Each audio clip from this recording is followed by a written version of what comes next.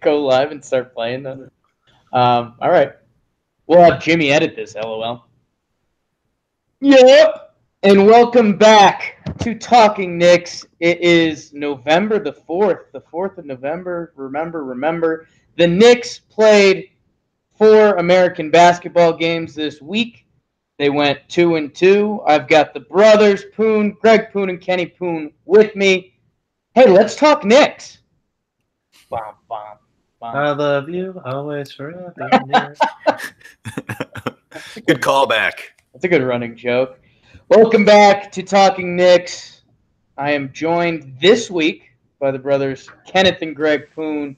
I will start with Kenny this week because the elder statements gets the honor. What's going on, Ken? How you doing? I'm doing all right, Jake. Thanks for asking. Happy to be here on the pod. Had an exciting weekend. My sister had a baby, so Nice. that was a thing that happened. You got a couple uncles. Yeah, a couple uncles here. And then today we went up to my older brother's house. He's not on the pod. Shout out Rob, because his birthday's coming up. So we hung out with him for a little bit. So nice little family weekend. Don't know what Greg's here to talk about because he was with me most of that time. So we'll see. Yeah, Greg. Yeah, I think it would be funny if I just re-explained the entire situation as though we weren't brothers. But everything he did, I did. That's pretty nice. Baby's a big thing. Or Yeah. it's a little thing. Nice. Oh. All right. Thanks for talking, Knicks. We'll see you next week. And that was Talking Babies. We appreciate you guys. Subscribe, download, tell a friend. No, I guess we could talk Knicks hoops. Boys, we went 2-2 this week. Brooklyn, Pacers, Mavs, Wizards. Let's start with the Nets game. I told you guys I wasn't going to burn this week. I could fake burn, or Greg had a good joke burn before the show that got me good. I don't know if you want to dance with that, Greg. No, whammy! Knicks win. The Nets. That's the end of it. It's a good burn. That was a good burn. Yeah, so we host our – what I had written down for a burn was our crosstown rivals, and then I laughed at myself. Like, these games haven't had energy ever. They tried to back in the day when Jay-Z owned the Nets and they were trying to make a thing out of it, and then Carmelo just went off on them, and Network, what's his real name? Jason Concepcion, who is a writer somewhere, wrote that I think that Carmelo Anthony owns more of the Nets than Jay-Z, which was hilarious and is one of the only things I've ever favorited on Twitter, because Jay-Z, as it turns out, only owned 0.2% of the Nets, and he was acting like he owned a bunch of them. Yeah, that was I remember when that came out. That was low-key funny. Let's talk about this game instead of Jay-Z. Hove. So we were coming off a little bit of a losing streak. When I say a little bit, I mean 5 games. Yeah. Something like that. 5 games that started with Brooklyn, Boston, Milwaukee, Miami, Golden State. We host Brooklyn. Again, we know this season isn't going to be pretty. But we get a win, and this is the game we need to win, Greggy, right? Just to keep the young guys steady. Yeah, you want to win one every now and then at least. And a 5-game losing streak is tough. Then you got the Nets. I know we don't consider them a rival, but they beat us the first time we played this year. So you're like, all right, we gotta put little brother back in their place. And they smoked them. I mean, first game was close loss at Brooklyn, and then they came into New York and they smoked them. So that's good. All right, Kenny. Yeah. So I mean, I am all for it's been a weird season because I don't really care if we win or lose. I just want to see them do good things. And in some ways I'd like them to lose so we can get a better pick. But when the game's happening, it's yeah, this is great. This is great to watch them actually winning basketball. And I think I don't know if we want to dive into like the actual statistics and stuff, but I think the big story of this game was Tim Hardaway Jr. just having a great all-around game. Like, this is what we paid him to do, and this is what we were hoping he would become. And we saw it in this one game where I think he was a leading scorer and assist man in this game. Let me pull up the stats. So he had 25 points, 8 assists to go along with 5 rebounds and 1 steal. And like, he played solid defense. He shot the ball really well. He went 8 for 19, 3 for 8 from 3-point range, 6 for 7 from the free throw line. And to go along with those 8 assists, and he had some very nice passes. I think he had an alley-oop to Mitchell Robinson, who's been dunking everything, which is cool to see. And he had a couple nice passes to Cantor in the post, and he had one other that I'm not remembering right now. But he looked really good out there. And this is, like I was saying, this is exactly what we want to see out of him, is him put it all together and be kind of a complete player rather than just the scorer that we know he can be, even though, in the past he hasn't been kind of that consistent. So, it is what it is, and we got the W, and I'm happy to see it. Yeah, I think the other highlights that jump out to me, Tim Hardaway Jr. had, like you said, the box score we expect from Tim Hardaway Jr., except the assists were a little high, which, hey, that's a good thing. Frankie Smokes brought it. He goes for 16, 4, and 5, 3 of 5 shooting for 3, and he goes to the free throw line, which I've been trying to preach. And I think the other big story, bench Cantor. Enes Kanter goes for 15 and 15 off the bench, which, hey, we like that a lot. I don't know. Trier puts up a 12 spot. What else needs to be mentioned? Moutier shows his face. 2 minutes. Ntilikina doing a little bit of work. Putting up 16.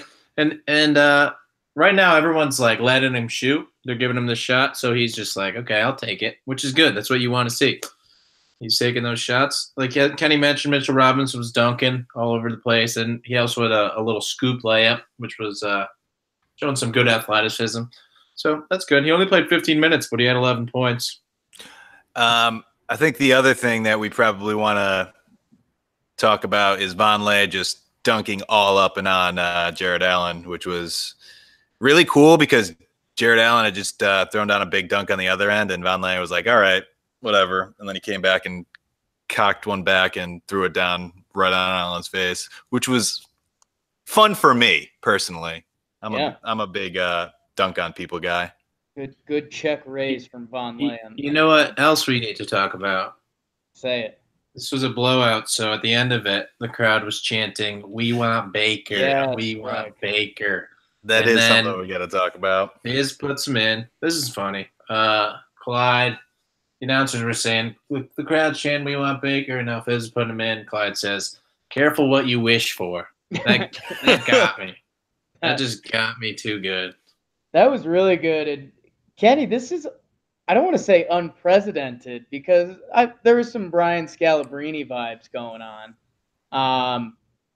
But man, I mean, that was laughable. That was high school, college game stuff. So the last time, like, I remember something like this, it was in a little bit of a different situation. It was with the Knicks, and it was Rasheed Wallace, who like was coming off of injury, and like he hadn't really played much, and he was like working his way back into playing. And it was the end of a blowout game, and they wanted Sheed, which is cool because like he was a veteran, he was at the end of his career, he wasn't playing a ton, but like he was eventually going to work himself into the lineup. This is a third-year guy who was playing meaningful minutes like 2 weeks ago, and now he's at the end of the bench. And like I think you talked about it on Jake and John Boy Radio a little bit, but like, do you want this if you're on Baker? Like, do you want people being like, "We want Baker," as though like you shouldn't be on the team, but you're the walk-on at the end of the bench who didn't get a scholarship, and here you are, so we're gonna cheer for you because you try really hard? You're basically, what's the term when you're on the team but you're not on the team in high school? When you're no idea. Not the trainer. Basically, the water boy, towel boy. Yes, basically the coach says you can come travel with the team and stuff. Manager. The manager, yes. Basically, Ron Baker is the manager of the Knicks, and it was the first time I felt bad for Ron Baker because like I get it, and he knows he has to be getting crap on Twitter. Greg, you liked his response to that one guy on Instagram that one day, told him he sucked or whatever. Yeah. But this is like low and almost unfair to a professional athlete. Like that sucks. Yeah, some guy on Instagram commented on one of his picks and was like, "You're the worst player in the NBA. You're a waster of a roster spot." And he just commented and said, "Thanks, man. This is just a good guy." Because it's like Ron Baker's not bad at basketball for the world. He's bad at basketball for playing in the NBA. And like he could definitely go over to Europe and make a bunch of money.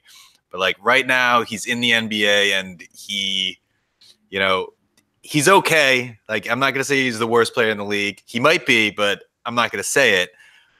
It's just, you know, I feel bad at that point when they're giving him like the pity cheer. Hey, and we would all take Ron Baker's contract, so good for him. I've been saying it.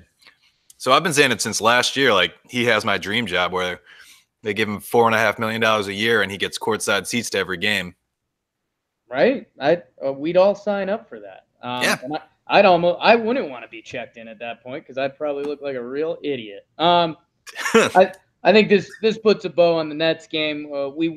After 5 losses, we win a game that you kind of have to win to keep the young guys kind of going and excited. Otherwise, you know, you start losing 8-10 games and you're just like we're bad guys. But we get the win. Mitchell Robinson 5 for 5, a bunch of dunks. And finishing up on Frank, he scored 16 this game, which was coming off the 17 from the Warriors game. So we were kind of running high on Frank. The rest of the week doesn't go so great, but that leads us into the Pacers game. Halloween night, Victor Oladipo shows up in his Black Panther outfit, which just led to so many vibranium jokes from I think it was Mark Jones on the broadcast that night. And hey, this is broken record stuff, but the Knicks were in this game, balled out, made it really fun, and then blew it at the end, which, again, that would be my goal as the GM of this team, Ken. Yeah, and like I said before, these games count for the NBA lottery too. Like a couple years ago when Maurice Endor hit the game winner and we dropped in the lottery, and last year when we won 2 of our last 3 games to drop in the lottery and everyone was upset, these games matter too. So like don't be too upset that they lost because I don't think they're making the playoffs. Greg might disagree with me. I don't know. But like you said, we want to see them play well, and then ultimately like a loss isn't the worst thing in the world. I think the Knicks are winning the championship. At least I'm going to root for them to do that. I don't know about you guys. Doesn't seem like it. We're not doing that. Greggy, some thoughts on the Pacers game? Pacers game was good for 3.5 quarters, so 7/8 for the mathematicians. Knicks were actually winning 97-94 with 3 minutes and 8 seconds left, and they proceeded to lose 101-107. So the Pacers ended the game on a 13-4 run, which is bad. That is bad. Bad or good, depending on what you're playing for. So it seems like these guys got a lot of energy, but they don't know how to close out games yet. We've seen struggles in the fourth quarters throughout all of their games, even the wins, except for the Nets game. And another bad thing that I feel like we have to talk about, even though it's less about the Knicks and more about the Pacers, Domantas Sabonis might be the best player in the NBA based solely off of the one game that I've seen him play against the Knicks. Can you guys argue? The Paul George payment crew. Yeah. Man, they balled out. Sabonis looked good. I've been a big Sabonis guy. When that trade came out, I was one of the few that didn't fully hate it. I mean, it's tough to pay up for a superstar in the NBA. But yeah, he looked really good. He was bringing it, man. For a guy that still looks slight, he's a physical ball player. And Oladipo and Tim Hardaway Jr. were kind of going at each other, which, by the way, my sleeper to sneak onto the All-Star team, Tim Hardaway Jr. balling out. But those guys were going at each other, which was kind of fun. Yeah. He put up 37. That's almost 40. He was going off. It was good to see. But it was just such like a tough way to lose with Sabonis going 12 for 12 for 12, not missing a shot. That just killed you. You're like, just miss a shot, just miss a shot, get the rebound and put it back in. I don't care, but just miss one. And they gave him a missed shot, and then they like looked at the replay and it was clear he was passing it because Frank deflected it and got a steal or block depending on how they ruled it, and they initially ruled it a block, and then they changed it because he was obviously passing, which sucked. And then the Pacers were also getting some bounces. They shot an air ball to win the game. No one's ever said that, but that's what happened. They airballed it, got the rebound perfectly, kicked it to Oladipo, and he sealed it with the 3 to give him a 4-point lead. Yeah, and it was over. It's very true. I know we're team Knicks on that, but there were some just wild plays that ended up in guys' hands, and you're like, really? That's how this is going down? I think there was another one where Oladipo was dribbling. He was in the paint. He lost it, and then like he dove and tapped it, and then I think it went straight to it was Sabonis, and he just laid it in for a wide open layup, and it's like, that sucks. Yeah, like, that was just a broken play that ended in a easy basket for the Pacers. So yeah, and I patrolling the box score a little bit again. Vonleh grabs another 10 boards. He gets 14 points, a little double action. Trier has a nice game, 14 points, 6 of 7 shooting. And I mentioned this Tim Hardaway box score. Again, he goes 10 for 19. At the other game, he went 8 for 19. 7 of 11 from 3 is pretty nutty, and 10 for 10 from the free throw line, which, again, the formula for success, and our Tom Piccolo wrote a nice little article about THJR if you want to check that out. But yeah, if this guy goes to the free throw line and makes his threes, this dude has a legit chance to be an all-star. Am I being an idiot? That you could answer that both the same way. Well, I don't think in a normal world he'd be an all-star, but I feel like the West is just so bad right now compared to the East is so bad right now compared to the West. So like maybe I'd have to think about it and see who's ahead of him. Yeah, and we'll see. And we're how many games in are we right now? 8, something like that. 10. 10, 9, 10. Yeah, you're right. 3 and 7. So yeah, we've got some time for that. Any other thoughts? I mean, Halloween, anything spooky for you guys? What do you got, Ken? I mean, not so spooky, but one other thing I just wanted to mention was the two former Knicks who didn't get much burn for the Pacers, and that's Doug McDermott and Kyle O'Quinn. Kyle O'Quinn only got 3 minutes, I want to say. Yeah, 3 minutes. McDermott only got 13 minutes. And, those guys were fun to watch when they were on the Knicks because they had that backdoor connection with Kyle O'Quinn usually feeding McDermott backdoor, and it was fun. So, miss them. Hope they're doing well. They didn't play much, but what are you going to do? Yeah, I remember O'Quinn had a funny foul in that game. And if that's your highlight reel, that's not a great look for him. Yeah, I guess the only thing that jumps out in the box score, because Timmy had a good game, it just looked like he didn't have a number 2 with him.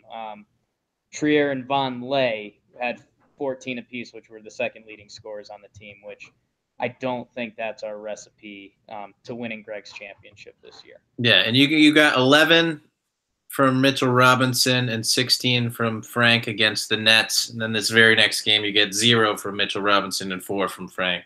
So not inconsistent. Inconsistent, and you're going to see that with all these young guys, and that's my generic ESPN covering of the Knicks. So now we leave. I've always wanted to square Madison Garden. We leave Madison Garden, and we head to the Dirty D, Dallas, one of my pit stops along the way.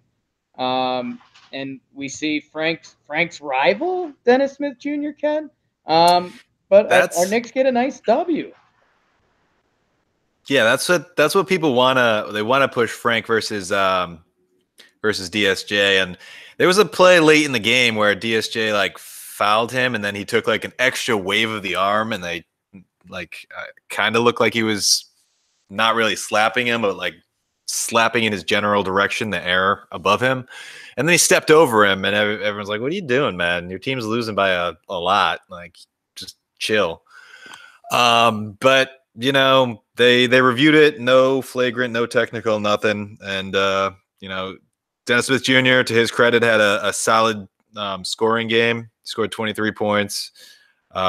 He had 0 assists, 0 steals, 0 blocks, and 6 turnovers. So, you know, not a great all-around game, but he scored 23 points on 8 of 14 shooting. So can't fault the guy. Greggy, thoughts from the Dallas game? We see some Luka Doncic. Can I not say his name right? How do you say it? Doncic? Doncic, yeah. I think that's right. Luka, he had a little through the legs pass. I know you like that. I guess this isn't talking Mavs anymore since we made the transition. Yeah, Trier with the night. Who else? Mitchell Robinson gets the double-double. There you go, young fella. Yeah, one thing we saw was Moutier got some actual minutes in this game, and he didn't look too bad either. He seemed to have calmed down since the preseason when he was driving to the rim and just throwing the ball at the hoop. So I think in his first 8 minutes or so, he didn't even attempt a shot, and then he came down, hit a nice jumper at one point, and then he came down again, hit another jumper, and you were like, all right, nice. But another thing, you go ahead. I was just gonna pile onto that point, and like that was also lost in the Brooklyn game. When Ron Baker was getting cheered for and brought in, that was also when Moutier went in for the first time this season, and I didn't even know he was playing because the Ron Baker thing took over. So that was his first minutes of the game, or first minutes of the season, and I didn't even know it happened until like the next day I saw someone tweeted that Moutier played, and I was like, huh, that doesn't sound right. And I looked it up, and it was true. Speaking of Ron Baker, Moutier went to high school in Dallas, so it was kind of like, what's going on? Why is Moutier playing right now? Is this a Hornet section area? Oh, But he seemed to actually have deserved it. I don't know, but he did well for himself. Dotson also had 15 people in the crowd for him because he's from Texas. Yeah, and I think what's going to happen with Moutier is he's been out for a while, so I think they're going to gradually build up his minutes, but I think he's going to be a steady part of this rotation. Seems like Trey Burke's minutes have fallen off in a few games, and it's still early in the season, so it's hard to tell with Fizz if that's just he's doing matchups or if there's actually more to be kind of read into there, that maybe he's fallen out of the lineup and, you know, Moutier is going to come back in more. But Fizdale also said at some point that he's going to get a good look at Moutier this season, and at some point he thinks Moutier is going to get a chance to start. So we'll see if that develops, or we'll see if, you know, the way that Frank's playing kind of up and down, whether he can kind of stay there as the main point guard, or maybe they push an extra point guard into the rotation and they move Frank back to, you know, off ball where they had him to start the season. But we'll see what happens. I think that you go, Jake. I think it's interesting, and it is really a main, I don't want to say a main storyline, but and you hear Breen and Clyde talk about it on the broadcast. It sounds like Fizdale really likes Moutier, and I don't know if it's just the idea of a 6'5" point guard. Not that we already have one of those waiting to go, but they've been talking like he looks really good in practice, and I don't necessarily know. This sounds rude, but what that means, because we've seen some of Moutier's body of work, and I mean it's inefficient. It's kind of an interesting mix, but I don't know. I guess in Fizz we trust, Greg. Hey, Fizz, I'll trust you. You know, we traded a second-round pick for Moutier, so you probably want to see something before making the final decision. I know we gave him some time last year, but you know, we were absolutely horrible at that point. So we'll see what he can do on an actual team. And while they're 3-7, they are much more competitive than they were at that point last year. And I said the kind of at the beginning of the season when people were turning against him in the preseason, and it's like that. Don't worry about that. Like, he's gonna get his chance to play this year. He's not going to be one of the guys getting cut. I don't think. Part of the reason is because they, like you said, they traded the second round pick for him, and was that also the Doug McDermott trade? Yeah. Or was that a different trade? Yeah. That was- So they're gonna give him a chance to play, and he also has some player control. So like if he shows them something, then they have the ability to keep him on. Whereas a guy like Hazonia, we talked about in the preseason, they have no ability. Well, they can, but they're limited on their ability to keep him on. Yeah, and I think we dive into it a little more later, but the Trey Burke story is really interesting. I mean, he goes from a guy that we thought he could be our number 2 scoring option to, I mean, he gets 7 minutes in the Dallas game. It I don't know, again, what's going on in practice. He only gets 14 minutes in the Brooklyn game. But again, all these positive quotes coming out about Moutier and Fizdale and how he feels about him. And then you hear, and we see Mitchell Robinson starting, so they clearly appreciate defense. Maybe that's why Trey Burke's a little bit in the doghouse. But, and I think most importantly to all of us, Trey Burke comes out for the Wizards game, new haircut. So that could change everything. Yeah. And one thing is, I don't know about the team control thing, because I think you got to give the qualifying offer to get them as a restricted free agent.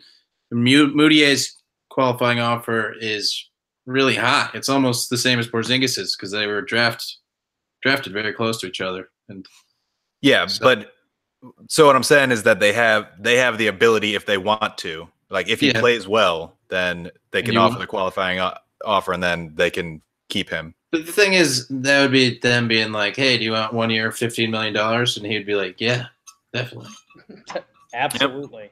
Yep. Yeah, you've made a huge mistake. Yeah, I don't see Moutier getting that qualifying offer no matter what he does this year. All right, I got a couple things we need to talk about from this game, though. Jake, for you, Mitchell Robinson's reverse dunk. Go. Yes. Talk about it. Swaggy. Mavericks bench. Yeah, that was the best part about it. That's when you know you have an actual highlight, when they throw up the oop. Mitchell turns it around, so he goes reverse alley-oop in front of the Mavs bench. They while out. Man, and this is, again, we're just talking about, and we haven't mentioned Dame Dot, but Dotson and Mitchell Robinson are now starting and stalwarts of this team. And it kind of goes unmentioned, and you just roll with it. And I guess that's kind of part of these young Knicks. But Mitchell Robinson, this guy was a second-round pick. He's now our starting center, and he looks just like a really solid basketball player as a very young rookie. And I think we got off of the Mitchell Robinson dunk too quickly. Did you see his interview afterwards by chance when they asked him about it? No. Hey. He said, I probably could have dunked it like forwards, but I was up so high, or I was so high, and I just decided, why not? I'm just gonna do a 180. Yeah, good. All right. He gets up. He just dunks everything. I love it. Yeah. And the one thing, Green, feeling I know it's being too high that you think you're you know what, I'll just reverse flush this one while I'm up here. Yeah, exactly. I've seen you do that a few times. The Fisher Price. I can't even do that on the Fisher site hoop we grew up on. I literally cannot. No, one thing Brian was saying tonight is he thought Mitchell Robinson was just gonna be committing fouls all over the place, and that was going to be limiting his minutes. But for the most part, he's avoided foul trouble. He played 34 minutes in that Mavs game, but he had 5 fouls. But that's fine. If you play 34 minutes, you're allowed to have 5 fouls. But for the most part, he's done well for himself on defense and not fouling. And only thing that's jumping out for me in the Mavericks game, and I'll let you close if you got something, Ken. But anyone know how many Knicks were in double digits? I'm looking at the box score right now. Illegal, but there's 7, and I think we're talking about the Knicks team going on the road. They're playing another bad team, but we think this is what this game kind of feels like what Fizdale wants from these guys. Everyone getting in the action. Trier does go off. He gets the 23 on 8 of 10 shooting. That's what I was going to bring up. Trier just going off. And just I'll give you Trier, Ken, but again, this Tim Hardaway box score 7 for 17. 18 points, 6 rebounds, 3 assists. It's very consistent. Which, hey, if this is what we're getting from Tim Hardaway Jr., awesome. But talk about ISOs though, Ken. I mean, I really didn't have much else to say other than the guy does his thing. He goes out there and he gets buckets. Like he's not great at doing other stuff, but if he can score as efficiently as he has been, like he can make it in this league. And I said it a long time ago, I think in the preseason pod and probably in pods since then, but the guy is, I think he's best suited to be an off the bench scorer. And that's what he's doing right now. And like, he could be that guy for the Knicks for a long term or in the long term. Another guy I've said that about is Trey Burke, who seems to be falling out of favor because I don't know that those two can coexist. But I think one of the two of them would be a good Jamal Crawford, Lou Williams type. I'm interested to see what Trier, because he's a threat to score. He can shoot a little bit. He can drive. It's interesting. We saw him handling the ball, and I guess we'll segue ourselves into the Wizards game tonight.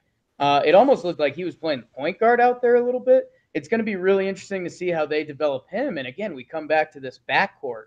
Could Alonzo Trier become a 6'4" point guard with that kind of threat to score? That's interesting. No. And I like that. The bigger thing, and we saw him have a nice chase down block today that there was a foul called. But Fizdale says he does that stuff in practice all the time, and I said it kind of jokingly to you guys, but I again saying it jokingly, but Dwayne Wade light stuff, a 6'4" guy that can score, handle. If he can play some defense, Ken, I'm going past that 6-man explosive scorer stuff. This guy can be a quality player in the league. And I don't think saying that he's going to be a six-man scorer is saying he's not going to be a quality player in the league, because I think, that is a very valuable part of any team. The problem I have with him is like the entire way he plays is ISO. Like he goes ISO. He doesn't score other people don't set him up. He doesn't cut. He doesn't, do dribble handoffs. Everyone clears out and then he does what he wants. And like, that's good. And that's a good player to have, but I don't think you can build a team around that. And I don't think that, long term, I don't think it's good for other players to be developing offensively by having one guy. This is the same problem that we had with Carmelo, is that people felt that he wasn't passing enough. And I think Melo was a better passer than people think he was. Certainly a better passer than Alonzo Trier. But if other guys are just standing there and he's going one-on-one, you're not developing offensively. Yeah, and to go with what Kenny was saying, in the end of that fourth quarter of the Mavericks game when he was going off, Fizz was just letting him go ISO down the stretch even. It was kind of crazy because, you got Tim Hardaway Jr. just wasn't even touching the ball. They were just giving it to Trier, and he was just, do your thing. So they definitely trusted him, which was cool. It's funny because we've been honky-dory with Fizdale up to this point. But this was something we complained about with Hornacek at the end of games, that some of these closing lineups were kind of ugly. I guess it's kind of interesting that now we fully have this cap on. It's like, let's lose, let's get to next year. We're okay with giving Alonzo Trier a fourth quarter and seeing what he can do with it. And Ken, this is something that you've said about Frankie Smokes that I think I saw it tonight a lot in the Wizards game. It feels like Trier goes into a play thinking that I'm either going to score and shoot this play or he's looking to pass a lot. And Clyde's had some really good comments that it's just like, Trier will have an open shot and he passes it. And you're like, what? You're like, that's not your game. But you could see him thinking that, which I think can be a good thing down the line, that he wants to pass. But he needs to get in that mentality where he's just playing natural basketball. Yeah. And I think I might have, and I don't remember, but I might have said the same thing about Trier and Hazonia, is that they are either looking to score or they're looking to pass. They are not looking to, have whatever comes to them come to them. And, Trier works fine because he's very good and efficient at scoring. So like if he's going to go ISO and score, that's fine. But I just don't know that it's that sustainable for him to score this efficiently and this effectively. And be kind of a focal point of a team. I think, like I said, he's better off coming off the bench because he just doesn't have the other facets of his game. He's not a terrible liability defensively, and like you said, he had, they talk about the chase down blocks he has in practice, and he had one called back against Austin Rivers today, which was a really cool block. And he's been, he's a bigger guy or a bigger guard, so he's been rebounding okay. And like those things are solid, but just I don't know that you can build a defense around this guy going ISO every single time. Yeah, and Greggy, I'll paint the picture for you. The Knicks, the Knicks have it's a tied game, 9 minutes left. Whoa, I lost all my words for a second there.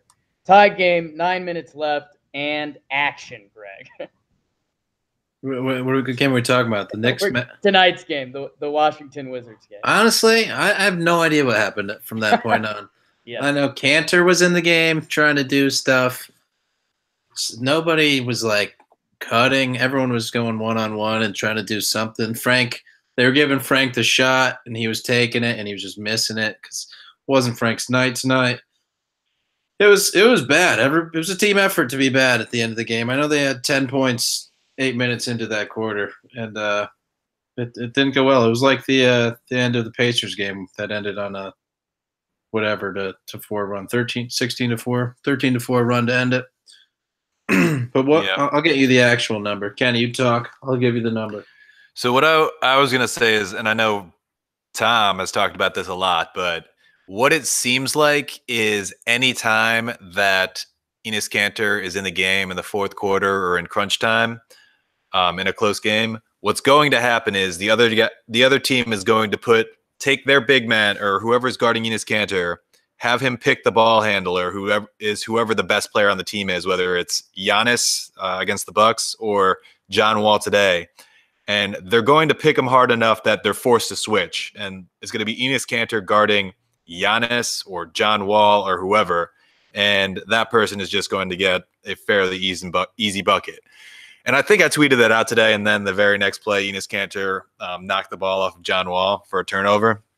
So that isn't very normal to happen. What's more normal to happen is that the other person just scores, which John Wall did a few times. He had a very nice crossover and then layup with Enes Kanter guarding him. So that's the problem he had in Oklahoma City. And there's what we talk about a lot with Scott Brooks in that audio clip of him saying, I can't play him because he's incapable of playing any pick and roll defense. And we saw that a bunch last year. I think he went 8 straight games without playing in the fourth quarter because the defense just isn't there.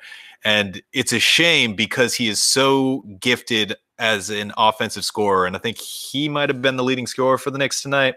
And I know he was just kind of bullying whoever was guarding him, which was mostly Jason Smith in the fourth quarter. So it's tough because the offense is there, but the defense is just so bad. And in the fourth quarter, that's what teams attack. Yeah, and there was one pick and roll there where it was Trey Burke guarding John Wall and Kanter guarding Jason Smith.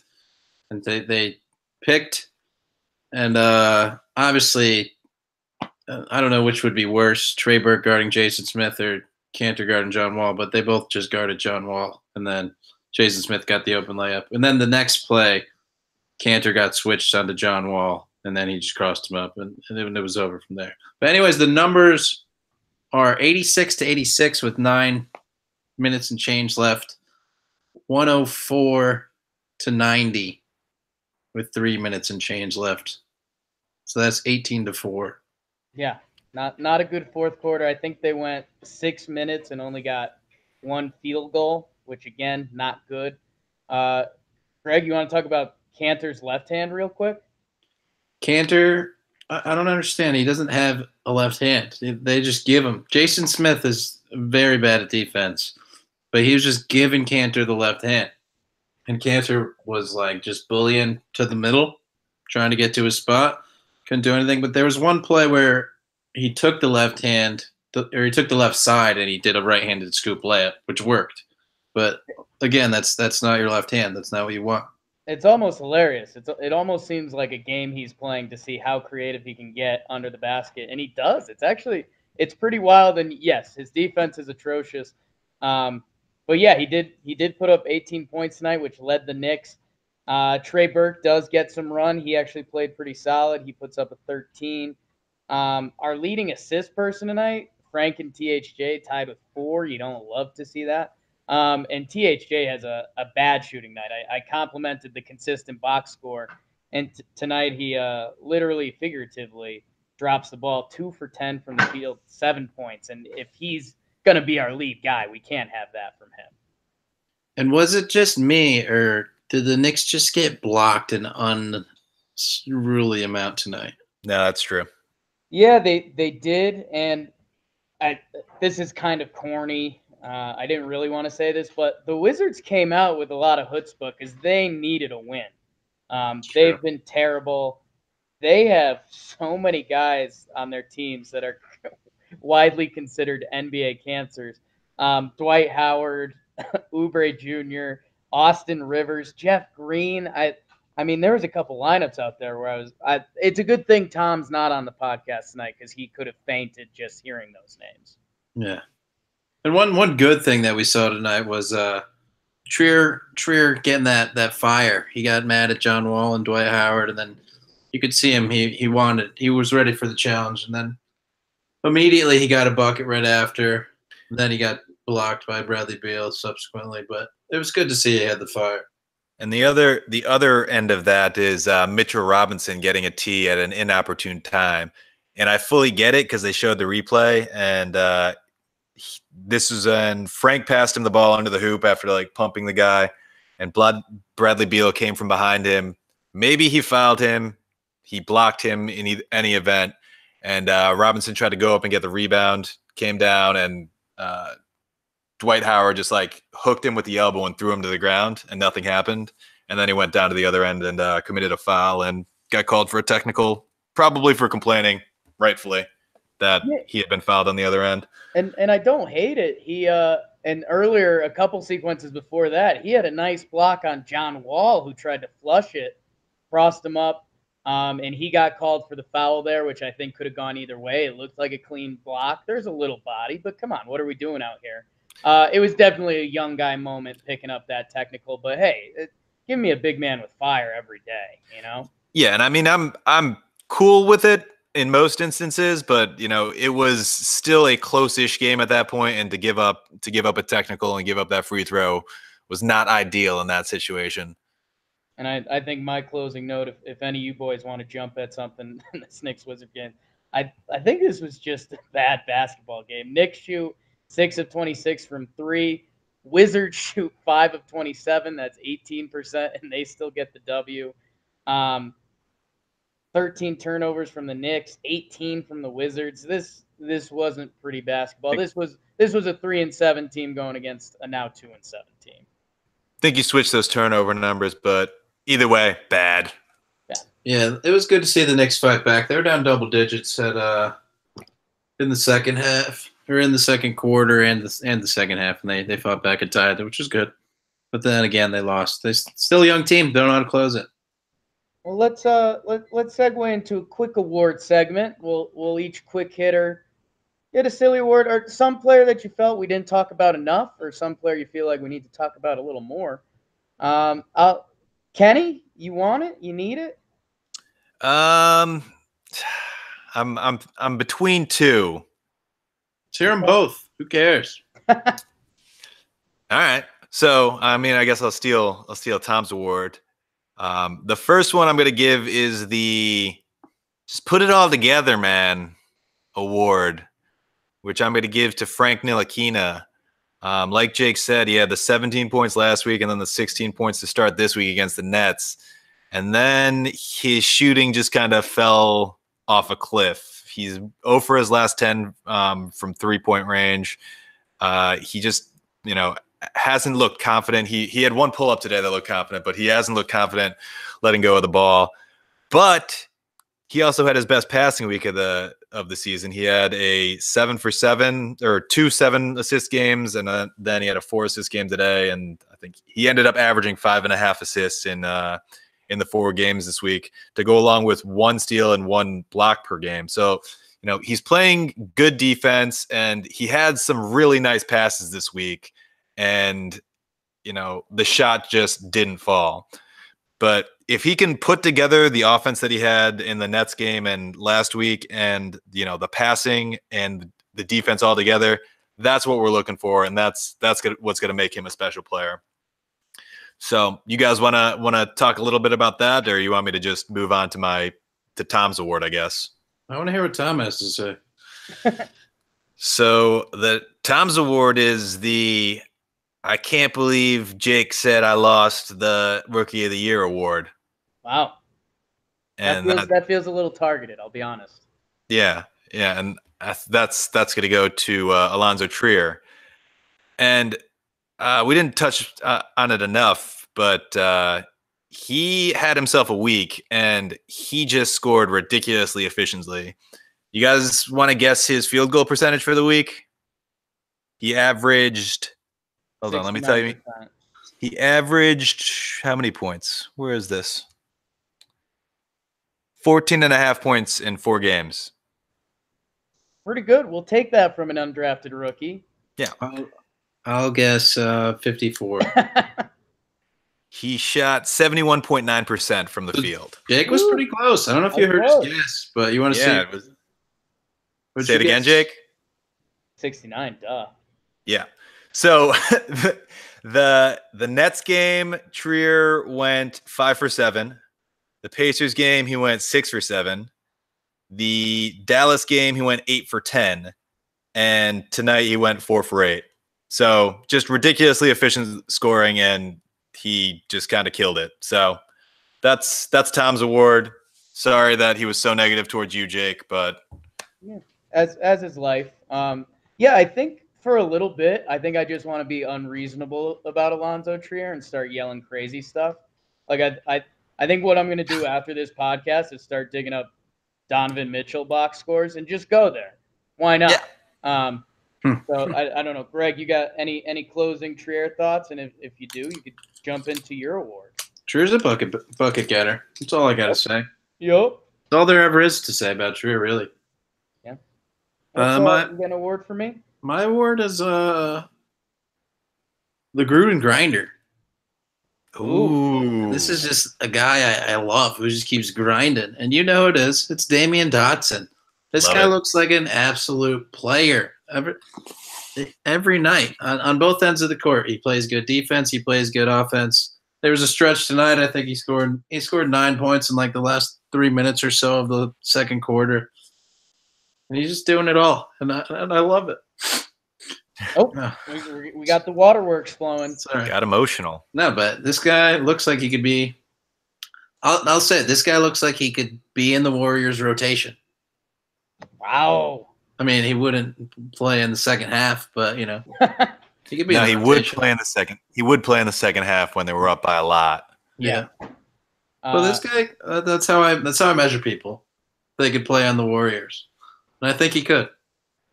It's funny. I had a couple tweets today where I'm so excited for next year. Like the Knicks are going to be good. I can say that with confidence for the first time in a long time. Basically, since we've seen LJ hitting 4-point plays. Jake. And man, if Trier, Mitchell Robinson, and Dotson can be role players, which they look like past that, next year could be really good, Ken. Yeah, and I was just gonna say what we said last week about Dotson, and he is one of the very few, two-way players on the Knicks, and if he can keep up the, being able to score the ball and playing solid defense, he's going to be on this team, and he is going to be a very valuable part of this team. So,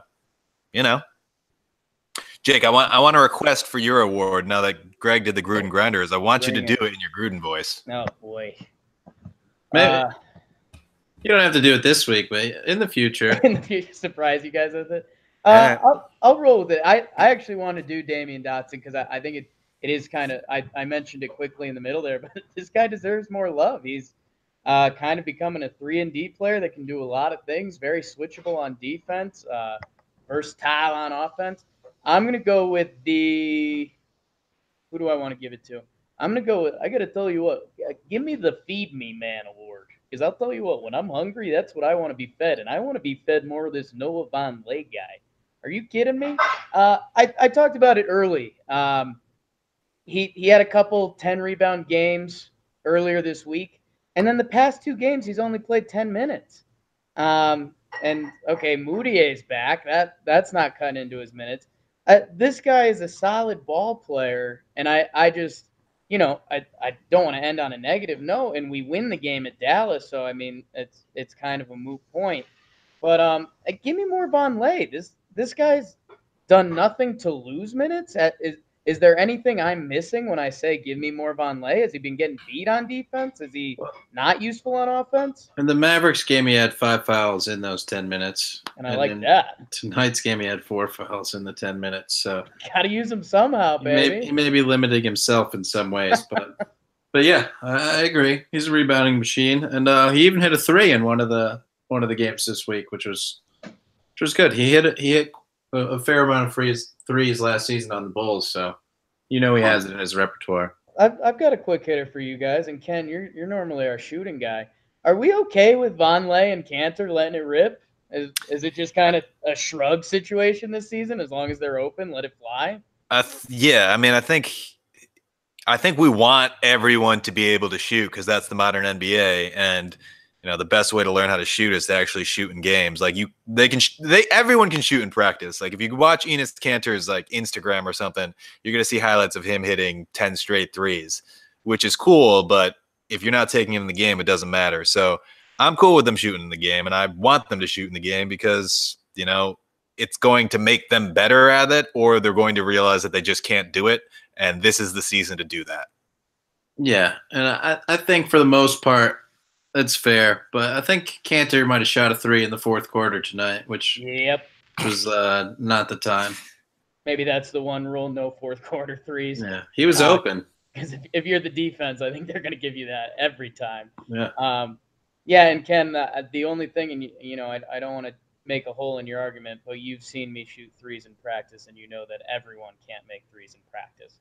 So with that, I think we jump into the upcoming schedule this week, boys. Who do we got? We've got another 4 games, including a back-to-back to wrap it up. We have – I totally lost my spot, so sorry about that. We have home versus Chicago, at Atlanta, at Toronto, and then back-to-back versus Orlando on Sunday, Bloody Sunday. Can I interject for just 2 seconds? Please. I'm going to say there's 2 back-to-backs. There's 2 back-to-backs because Chicago is tomorrow.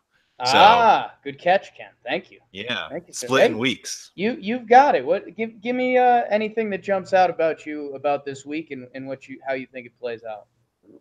I think Atlanta's bad, Orlando's bad. So like those are 2 winnable games. I'm excited because I haven't seen Kawhi play at all this year.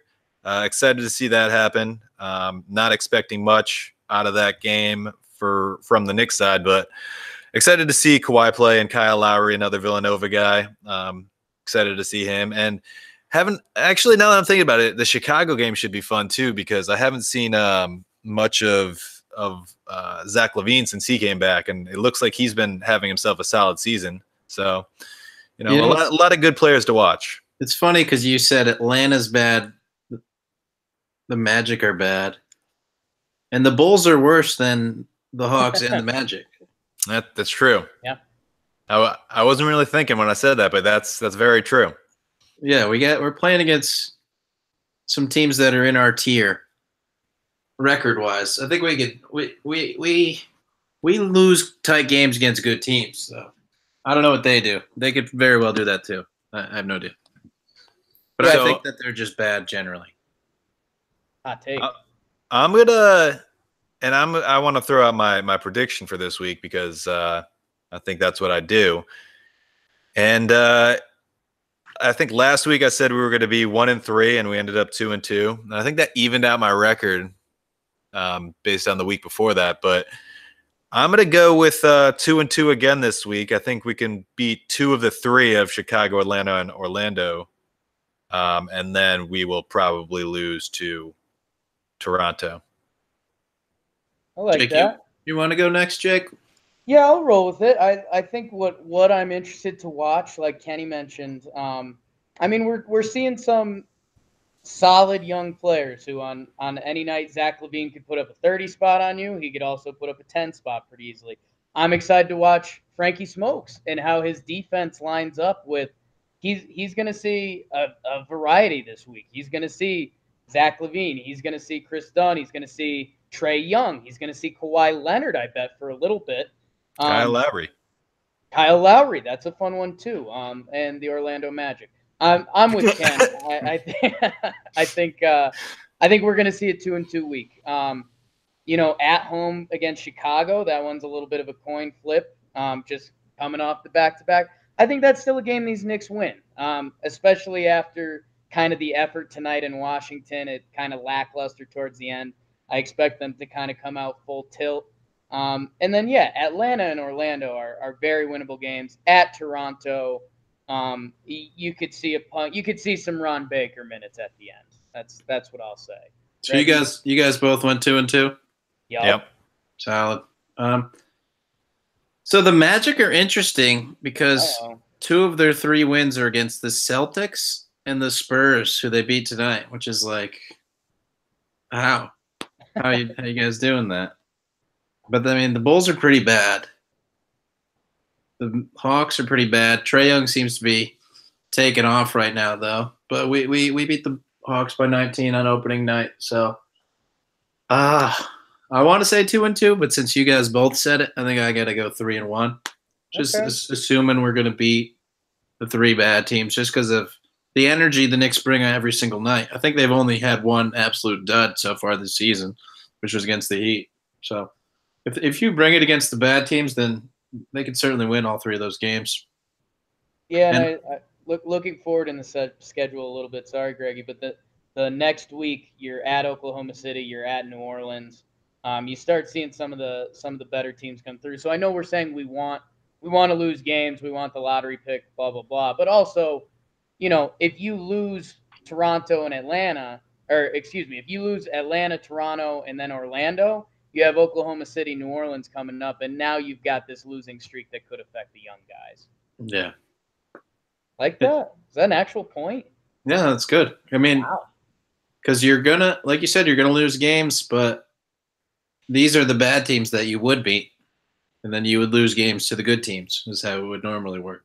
The losses are going to come. And we just happen to have 3 of these bad teams all in the same short span. Yeah. Kenneth, Greg, any closing points?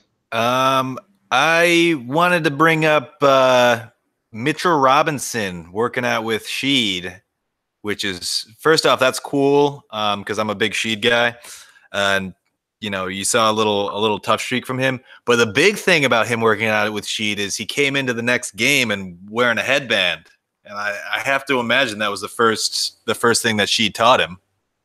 That was rule number 1. If you're going to do this, you're throwing on a headband, Mitch Rob. Yeah, there you go. It was funny how much credit they were giving Rasheed Wallace because, I get it. You're working with an old veteran. But, what did Rasheed Wallace actually tell him? I don't know. I'd like to know. Yeah, we'll get Rasheed on and talk. Probably a lot of expletives.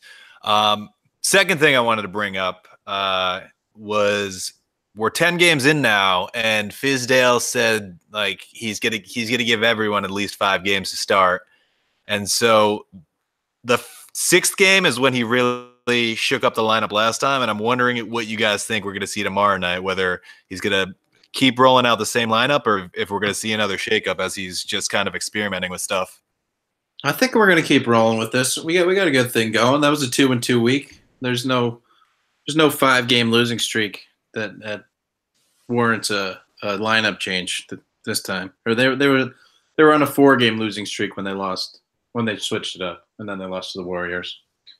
So. Yeah, I'd say the only thing to look out for, we kind of were dancing around it, and I think us 3 are probably scared about it a little bit, but you could see Moutier getting 3 full games at a point guard to see where he lands, which I have to say I'm not enthused about. But hey, he's still 23. He was a big draft pick coming out. I'm not going to totally, call it a wash yet. But I think if there is a change, that's probably the next change. Yeah, and I agree with you guys. Like, I think that would be normal, but I also, part of me thinks that Fizdale is just experimenting a lot, and like he just wants to see what he has, and he knows that this year's a lost year, so he's gonna throw out some different things and try them out. But like, I'm gonna guess it's gonna be the same lineup, but I wouldn't be surprised if he shakes things up again. Yeah, I mean, who's quote unquote safe? I mean, it's Tim Hardaway Jr. Then I mean, is almost anyone expendable in the starting lineup? Is that unfair? I think it's pretty much Tim Hardaway Jr. is starting. Yeah. I would think, and that's it. You don't hear this conversation a lot on Talkin Golden State Warriors podcast. All right, so an interesting question is, who do you think the second most, solid starter is right now? Because there's two possible answers, and I think one of them is surprising. It's insane. I think you're leaning towards saying Frank or Dotson, and yeah. I think right now it's Dotson. Yeah. Shoot. That's what I'm thinking. But I mean, I could see Frank too, because Frank, like I said, he's been playing good D. He passed the ball well the last couple games, but he hasn't shot it well. And Fizz said earlier in the week that, you saw his confidence kind of get boosted when he wasn't worried about creating for others. So you could see Moutier bump into the lineup and him and Frank move off ball just to try to maybe get that same boost of confidence. But like, I don't know. I don't know if this is going to be an experimental week or if this is going to be kind of, we played pretty well, so we're going to keep what's going. I'm pretty confident that they're just going to leave the starting lineup as it is. They just went 2-2 this week. They're, why change it? The one thing is Courtney Lee ever coming back? Do you guys know? So I saw a recent thing today that said like he's going to be out longer than they anticipated. Like he recently got a shot or something in his neck, and there was some like, I think they said numbness or tingling in his neck that went down to his chest and like his shoulders or something. So I think he's going to be out for a little while. That sounds bad. That sounds really bad. I don't want to make light of the situation now because that does sound bad. But I looked at. I normally get the stats from Yahoo in my fantasy basketball league that I'm not actually in. But the Courtney Lee news, it was updated, so I was like, oh shoot, what do we got? And it goes, Courtney Lee will be sidelined for today's game, and then the advice section says there's no telling when he'll be back, so until we get a positive update, we'll consider him out indefinitely. So I think that's the current scouting report I have on Courtney Lee's injury, which is weird. There hasn't been a ton of discussion about it. Yeah, sounds like this is like a thing. This could be like this is even going to play this year. It totally sounds like a weird injury. We're already complaining about some of the backcourt minutes. It'll be really interesting to play out. I guess it's a good thing they can just wait for Courtney Lee to be fully healthy because, again, this season doesn't matter too much. But, yeah, a really weird underlying story so far for someone. We just talked about who's our second most entrenched starter. Could easily be Courtney Lee if he was healthy. Absolutely. I think that's true. I think he would be. Well, boys, we kind of went through the gauntlet at the end there. Yeah. I think that's talking Knicks. If you've been listening, we appreciate you. Kind of a whirlwind 2-2 week. I actually loved all those conversations at the end. I think those are awesome conversations that a lot of teams don't have. So I'm glad we did that. For Kenneth and Greg Poon, thank you guys for joining me tonight. If you liked it, follow at Talkin' Knicks Pod on Twitter. We're covering the games. We're getting some stats and facts out there. If you've been listening to the pod, leave a review. That would be awesome. I think we do a shirt giveaway this week. That if you leave a review and you're following us on Twitter, you're going to be eligible. We'll try to leak that out through some of the Twitters and stuff like that, but keep an eye out. And we appreciate you guys. And let's go Knicks. Knicks State.